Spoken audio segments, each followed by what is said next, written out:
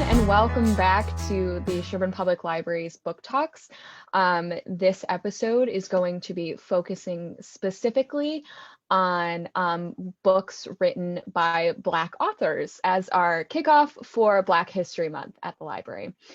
On that topic, also, if you haven't come into the library in a while, I highly suggest you come in because we have a whole new bulletin board that's located upstairs that features a lot of really cool Black people from history, and it talks a lot about, all of the different things they've done for our society and just, all of the cool things. So come in and check that out.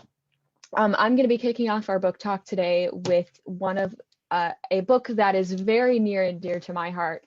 I've read it a few times because, well, two reasons. It's gay and it slaps.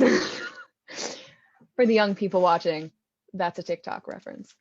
But anyway, I am reviewing Alice Walker's The Color Purple today. Really, this is one of my favorite books. This is one of the books that I think everybody should read. It deals with a lot of really good topics that are not necessarily dealt with in a lot of classic literature. So this is considered classic literature by a lot of people. The main character, Celie, doesn't realize that she is gay at the beginning of the book, but she has what we in the gay community call a gay awakening in the middle of the book. It deals with LGBTQ issues. It also, of course, deals with racial issues. The book is about a young woman, a young Black woman living in the South. And of course, it also deals with sexual abuse, harassment, and just, other topics that, and domestic abuse. It deals with domestic abuse as well. And Celie's journey through dealing with all of those problems, finding herself, finding love, and getting rid of her husband, who is the worst. It starts out when she's 14 years old, and she's living with her family, her younger sister Nettie, her mother, and her father. Her father, we find out from the get-go, is a really awful, awful man. He abuses all of his daughters and he abuses his wife. And they're pretty much trying to make a plan of how do we get out of here. So what ends up happening is Celie ends up marrying a not much better man than her father to get out of her family's house. And when she starts living with her new husband, she realizes quickly that she's just never been interested in men in most ways. Because, of course, when you get married to somebody, marital duties and stuff like that, and she just she goes through it, she doesn't enjoy it, and she's just not interested. But what ends up happening is her husband has a, not really mistress, she's kind of a mistress but not really, who is a local club singer who is just absolutely amazing, absolutely wonderful, beautiful, tall, and Celie and her husband go to see her sing one night. And as soon as Celie lays eyes on her, she just falls in love. She just falls in love with her. So this club singer's name is Shug. That's her nickname. Most of the people in this book, especially the men, are not actually named. They're just Mr. Dashes, because I think Alice Walker was trying to make this relatable to anybody who was going through this sort of thing, so she didn't give them names. Celie has a name, her sister, her mother has a name, and Shug, who we do end up learning her real name, but she doesn't usually tell people because she's trying to protect herself and her identity as a young Black club singer, jazz singer, who travels a lot. Shug kind of, she ends up falling ill eventually, and she moves in to Celie and her husband's house because her husband is connected to Shug, and Shug has nowhere else to go really because she travels all the time. She doesn't really have a family. She has nowhere else to go. So Celie ends up taking care of her, and that's where their romance kind of starts to take off. I'm not going to get into, I think, the rest of it because I've been talking a lot. But it's a wonderful, wonderful book that deals with a lot of tough topics that I think are very relevant, especially to talk about today. This book came out in 1982. So a book about a lesbian of color is like in 1982, like this book was way ahead of its time, just like people talk about with The Handmaid's Tale and other, books that deal with these sort of topics that involve women.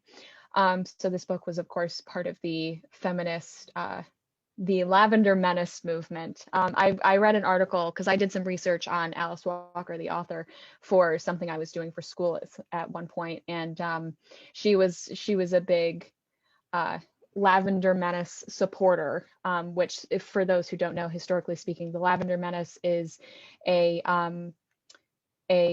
group of lesbian activists advocating, that's the word, advocating for gay rights in the United States. And also, I'm just going to conclude with a little bit more about Alice Walker because she has other books that she's put out. I have not read a whole bunch, but she also has really good poetry that I have read. It's beautiful. Her prose are absolutely wonderful. And so I'm just going to talk about her for a second because this is highlighting cool Black authors that we have at our library. So Alice Walker was born to sharecropper parents. So she grew up a lot like Celie, actually.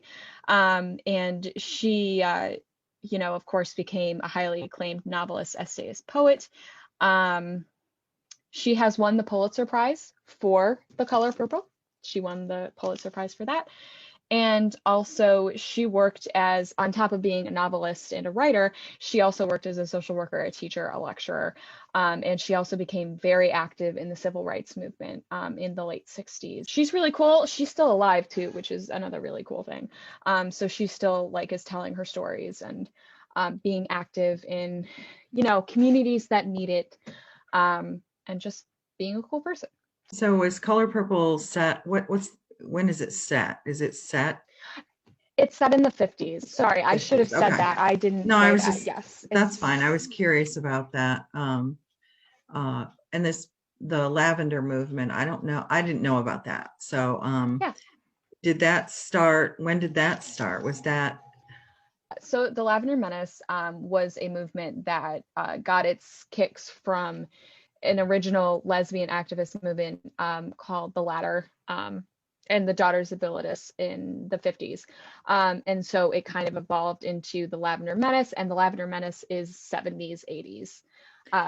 So that sort of time period. So the color purple, is that the reason that's the name of the book? Okay. Yes. I always wondered that. I haven't read the book. Go ahead. No, I was just going to say the color purple also just has significance within the book. Yeah. I was thinking that too. I haven't read it. I did see the movie, which I think is a good thing. I don't know what to call it. Adaptation, that's not the right word. But... Adaptation. Sure. I haven't actually watched it because we don't have it at the library. But I am desperately wanting to watch it because Oprah is in it. Yeah. And that's enough for me. Several wonderful women in The other thing that we could talk about as well is they also have made it into a wonderful musical with amazing music, which you can find on YouTube, Spotify, anywhere. And the music is absolutely wonderful. And I want to go see it really badly. I can imagine that there would be some really poignant, touching, sad, moving songs in it just because of all of the topics. I mean, I was struck by the domestic violence in it. That was just so... Celie's life was just horrible until she met Shug. It was horrible. I mean, until she met Shug and had something in her life that was important to her, Sure. Well, and even after she met Shug, what were they going to do, Right. It's not like they could be out and proud with each other, you know. No. So it still is, it's one of those things where like another historical not lesbian period drama, but like, you know, we never really get a happy ending. No, but it does Anyway. have it, like you said, it touches on so many subjects, you know, racial subjects, especially, of course, and the domestic violence, obviously lesbian topics that we don't even, you know, and in the movie, I don't feel, I mean, obviously there was that was there, but I didn't feel like that was the focal point of it. Do you know what I mean? I mean, I think it was important for Celie in her life, but her being able to overcome all of the abuse and horrible things was, to me, what I took away from most of it. And it was that's so moving. Her sister escaped. That's true for Nettie escapes too. That is the focal point of the book as well.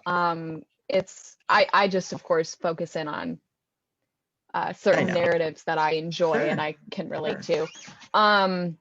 But no, that really is the focus point, and that relationship is just sort of something that pushes her even further. The other cool thing about this book is, so I'm really, if anybody has watched any of our previous book talks that I talked about, I love books that are in the style of letters. This is another book that is like in the style of letters, of Celie writing letters. So, that's cool. And like I didn't know that. and stuff like that. Yeah, it's an epistolary. It's really neat. And the letters from her sister. And then the letters from her sister stop. Yeah. And I won't give the rest away, but she discovers eventually why they stopped. And that's a big piece too. Yeah. That's a good one. I'm glad you chose that one. Yeah.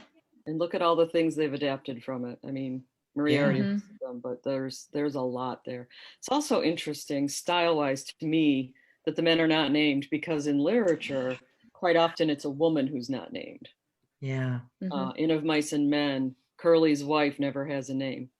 If you don't name something, it makes a big difference in how you treat something. Right.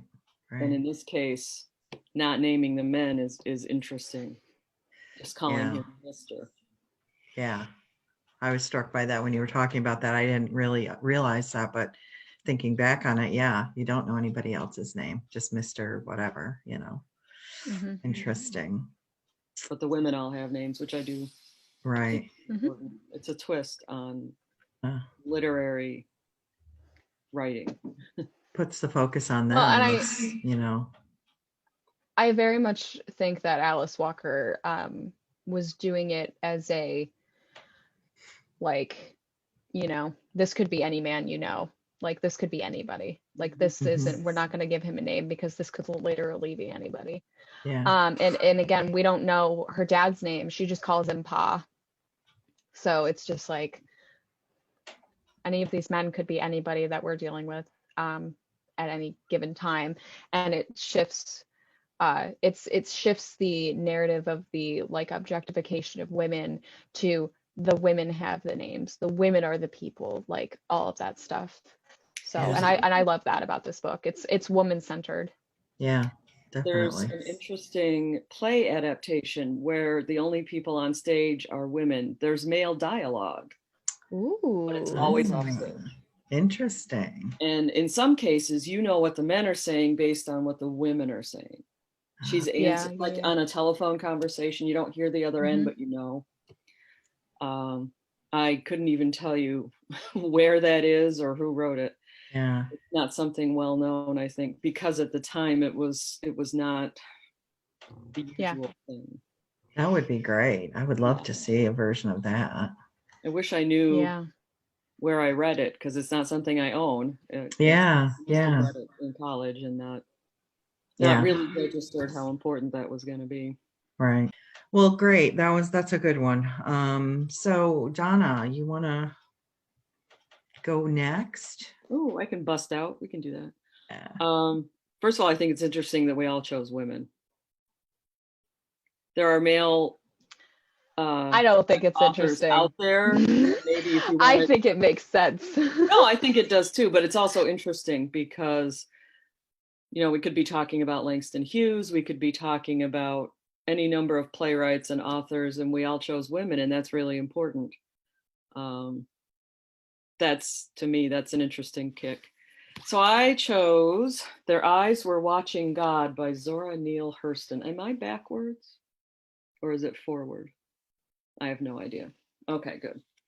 And on the cover of this one, the quote is, "There's no book more important to me than this one, Alice Walker."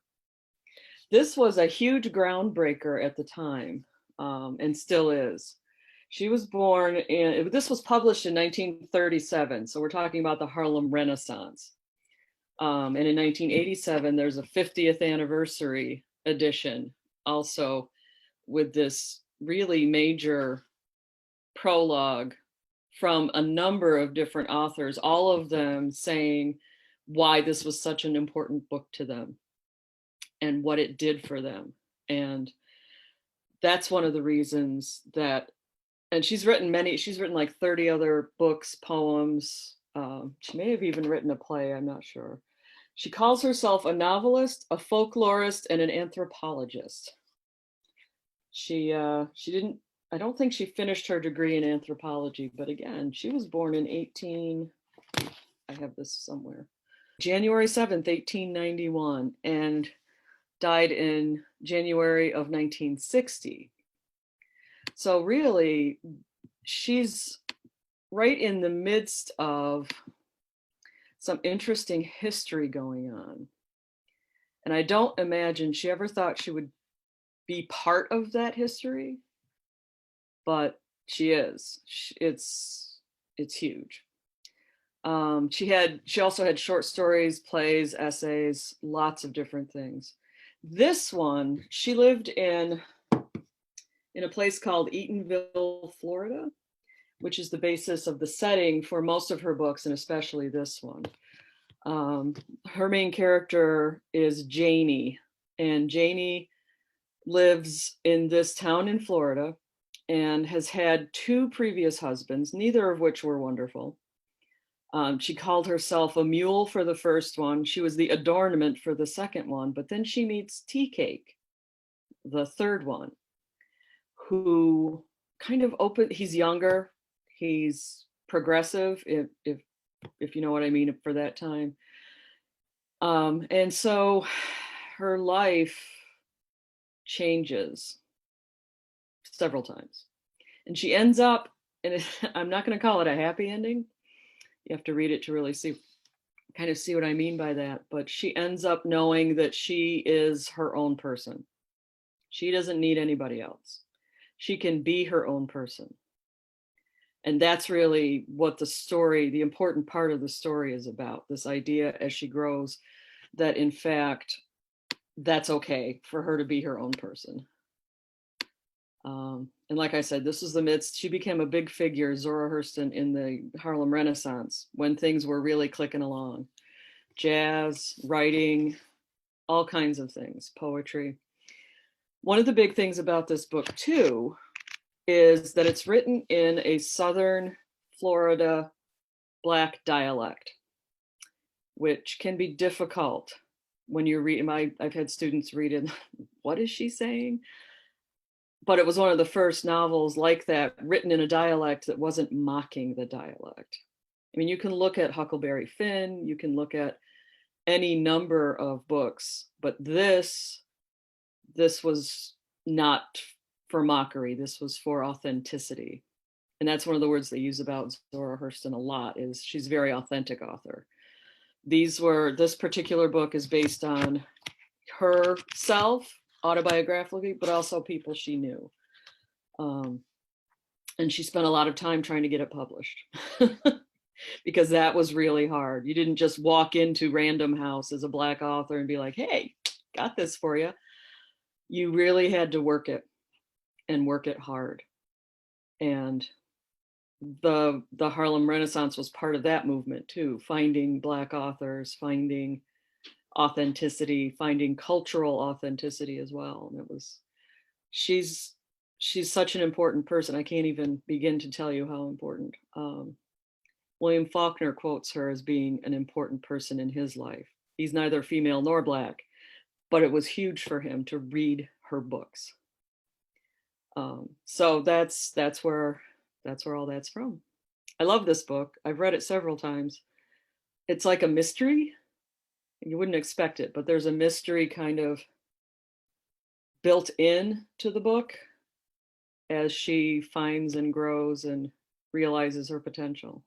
And that's sort of what keeps you going.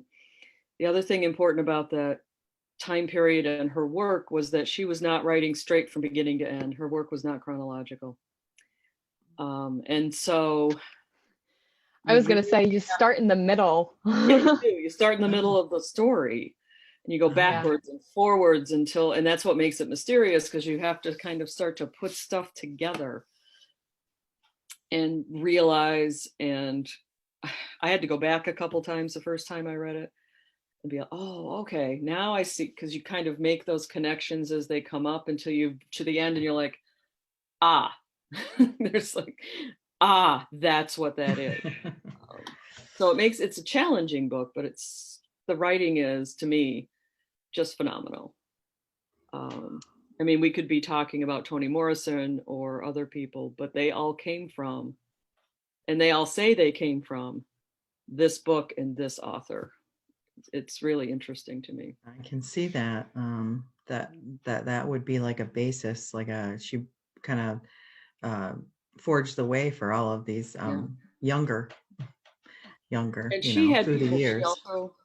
She had people she also based herself on, but she was a major player, and I know I've said this twice now, in the Harlem Renaissance, which was an enormous movement in the arts and culture. Yeah. And that's where so many people grounded what they do or how they write. Stella got her groove in it. That's another book that author is grounded in it's amazing she was able to get it published, honestly. I mean, she had to work hard. She had to know somebody. And finally it was a man who got her published, but she also refused to use a pseudonym. She said, if you're going to publish me, it's going to be my name. Good for her. All right then. So yeah, not like so many women who have to publish under a male pseudonym, or even just, I think of HD when I think of this, under her initials. So yeah, I've always been impressed by her writing. No, yeah, me too. And you've kind of touched on it, but like she really, and I don't think people realize this because unfortunately she's not as well known. I probably honestly, the only reason I know about her is because I read that book in my AP English class, like however many years ago. And so I've read yes, sure.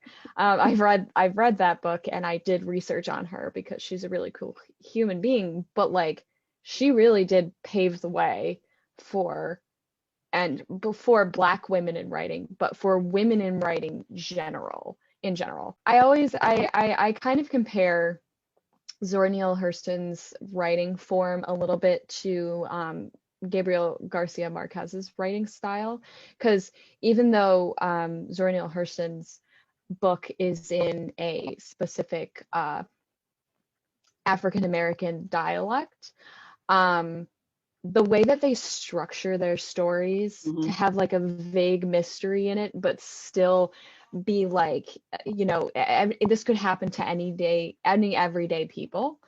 They're very similar in that way.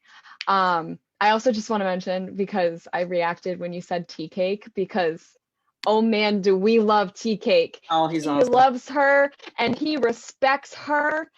And the other thing I want to mention in relation to this is you did mention that he's younger, but you didn't mention just how much younger he is than her. Because he's a lot younger. I couldn't exactly remember, but he's plenty younger than she is. She's a cougar. Yes, because I think at this point she's had 2 husbands.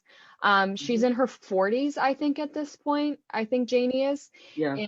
And Tea Cake is like 20s. In his 20s. Like so of course that was scandalous, like them having that much of an age difference. If they were opposites, nobody would have said anything. Right. But because she's, because it was that way, it was very scandalous in the book, and I think that's part of also what contributes to that mystery a little bit, because people are talking about her the entire time. Yeah, And we're getting bits and pieces of like random information about from JD's life different at like community separate members times. and gossip. Right. Yeah. Exactly. So it's so cool. It's such a good book. And the other thing I want to bring up too is there is a guide, I think it's on SparkNotes, on how to kind of submerge yourself into the dialect and make it easier, not easier to read, but like, because I remember when I started reading it, it's hard to understand because it's not what we're used to. At all. And it's like a language where it's like reading Shakespeare. It's something like that where you kind of have to practice. It's a foreign language. So it really is, yeah. And it's beautiful. It's such a beautiful language, and it's a beautifully written book.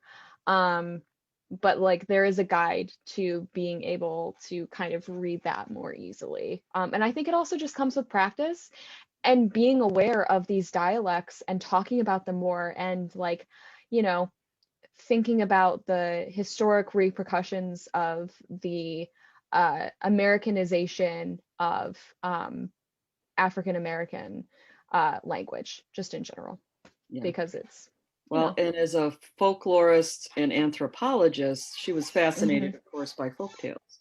She was well of traveled. course, yeah. She went to Barnard College, Oh. traveled in the Caribbean and other places, and was just this phenomenal person. I would highly recommend reading about her as well as reading her stuff. Yeah. It's a nonfiction book called Black Cargo, specifically about one African person and the journey that they took, and it's pretty powerful. I have to admit, I didn't read this in high school because it was not required reading at that point, which it probably should have been, but you know, that was the 70s. So I first heard about it when I started working at the library, actually. I think the previous manager had mentioned it to me and what a beautiful book it was and how much she loved it. And I always kind of had it in my head, like, I really need to read that, probably, you know, it's a classic, I should really read it. And I didn't because, you know, your to read list is, good Lord, you know, gets bigger and bigger every day. They keep writing writing anyway. But I'm so glad to hear about it, because it really makes me want to read it. And knowing about her, I didn't know anything about her either. I mean, wow, what an amazing woman. And for absolutely. Her time, especially to do such groundbreaking stuff, and it's just wonderful. She even founded an Academy of the Arts in Florida. I can't remember the name of it. Wow. She did not name it after herself. Yeah. No. But you know, she's just phenomenal. She's written probably 30 short stories. There's essays, there's novels, there's nonfiction. I could go on for days, but I won't. I can see why. I mean, she's pretty awesome. So we've had a couple classics. I'm going to review a brand new book that we just got in about a week ago. It's Angie Thomas's new book called Concrete Rose. I'm so excited. I'm going to mute now. If you don't know or remember, Angie Thomas is the author of The Hate You Give, which was a pretty big book, and became a movie, and it's excellent. We reviewed that, I don't know, a few months ago, I remember. But anyway, Concrete Rose is kind of a prequel to that book. It deals with her father, Star's father. Star is the character in the original book, or the Hate You Give book. He's the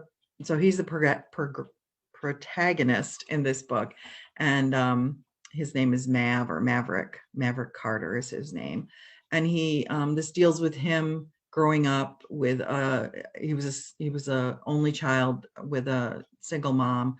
Well, he had a father, but his father's in prison because he was a king lord, meaning he was like the local drug dealer in charge of all the other drug dealers. But he was in prison. So, you know, and in the beginning, Mav is kind of following in his footsteps, selling drugs and going into that, sliding into that part of society. But he unexpectedly becomes a father. And the mother of the child up and leaves him with the child. So he suddenly has responsibilities that he never expected to have, and it changes him. And so he starts to realize he's got to get a job. He's got to like be a responsible person. So, there's the big question in the book is he going to stay on the straight and narrow, or is he going to go back to selling drugs or whatever. So I have not finished the book, so I don't know the end yet, but it seems like it's pretty great. The language in it, again, it's very I don't know what the correct word is, but it has a very street feel to it. They're in the hood, so to speak. So you're getting that language in a way kind of similar to what you were saying with Zora Neale Hurston. The book really ends, I think, before even Star is born, the one who's in The Hate You Give. So I think this is leaving a gap for maybe another prequel, I think, because we know in The Hate You Give that Mav has spent time in prison. So he hasn't in this book, but by The Hate You Give, he has. So there's some time in there that we don't know about yet. So I'm kind of hoping that it'll cover that one. If she does another one, I don't know. I have no idea. But anyway, like editorial reviews, School Library Journal gave it a star review. They said this is the perfect example of a narrative that straddles the beauty and pain of belonging and having the courage to make your own choices. Thomas writes with a depth of humor and clarity that really allows readers to bond with the characters. And any of the reviews I read, just average people writing reviews, said, yeah, she really took on the character. You can tell that she's really writing from her soul. Kind of. Angie Thomas, I don't know about a little bit about her. She was born and raised, and she still lives in Jackson, Mississippi. She was also like a teen rapper for a little while. Let's see, she has a BFA in creative writing from Belhaven University. And an unofficial degree in hip hop, it says. I don't know what that means exactly, but she's also an inaugural winner of the Walter Dean Myers Grant, which awarded by We Need Diverse Books. And so yeah, she's an up and comer, I'd say. She's established herself certainly by now, but so I highly recommend this book. Also, I was curious about the title, Concrete Rose, because I was like, what does that mean? So it was pretty easy to figure it out and find it, but it comes from a poem by Tupac Shakur. So I'm going to read you the poem because it definitely describes what a concrete rose is, which is, I think, what Mav is, basically. It says, it's called The Rose That Grew from Concrete. Did you hear about the rose that grew from a crack in the concrete? Proving nature's law is wrong if it learned to walk without having feet. Funny it seems, but by keeping its dreams, it learned to breathe fresh air. Long live the rose that grew from concrete when no one else ever cared. So I thought that really described what I believe Mav is. I mean, he's a concrete rose. He's making something beautiful out of struggling through a hard life, like concrete. So I just thought that was a beautiful poem. And honestly, it gave me a little new appreciation for Tupac, because I didn't know a lot about Tupac or his writings, really. I mean, I know about him, of course, but that was I thought really kind of beautiful poem. So I was impressed by that. I didn't realize he wrote such beautiful stuff. So I highly recommend that. I do think you probably want to read The Hate You Give first and then jump into this one, which we have both of those books at our library, so you can come get them. I loved The Hate You Give. Yeah. Loved it enough to order some copies to put in my classroom and say, hey, you need to read this. Yeah. And there's language that some people might not find appropriate, but it's not overused. I don't think so. Yeah. Heads up, but that's not used when it shouldn't be. That's right. and that, to me, that makes a difference. It's not an egregious use of it just because you can. Right. It's kind of used authentically, like we were saying exactly. about other things. It's 3 very amazing books today in our little talk. We've been talking for almost 45 minutes. no. I feel like this is one of the longest book talks we've done in a while. This always happens whenever Mom comes because it's just like it's we've not got all so her. much. Well, it's not all her, but like we have so much to talk about, and our brains are all kind of on the same wavelength. So Yeah. it's like we enjoy talking books with each other in general. So anyway, I also think it's important that we talk about your mom because you know, not everybody who watches our book talks might know who she is. That's true. I was just thinking that after we started, I'm like, we probably should have introduced her, you know. English yes. in Hamilton Central School. That's why talking about books comes so naturally. Absolutely. We're really happy to have you with us because I think you add some insight that, you know, I know for myself, I can't always give, or I can't articulate what I want to say sometimes. And you're much better at that than I am, for sure. So, well, everybody, 3 amazing books we all have at our library. Both The Color Purple and Their Eyes Were Watching God are in the classics section, of course, over in our new little spot for the classics. And as Colleen said, we have Concrete Rose just came in. She has it right now, but as soon as it's back in, it'll be on the new YA shelf that's out across from the Circ desk. And of course, we have The Hate You Give as well. So come in, check out the books. Keep thinking about other Black authors that you should be keeping track of, reading, and all of that kind of stuff all throughout Black History Month and all throughout the rest of the year. There's so many out there, and you're really missing out if you don't read some books by Black authors, because there's some really great stuff, obviously. Yeah. So thanks everybody for joining us today. And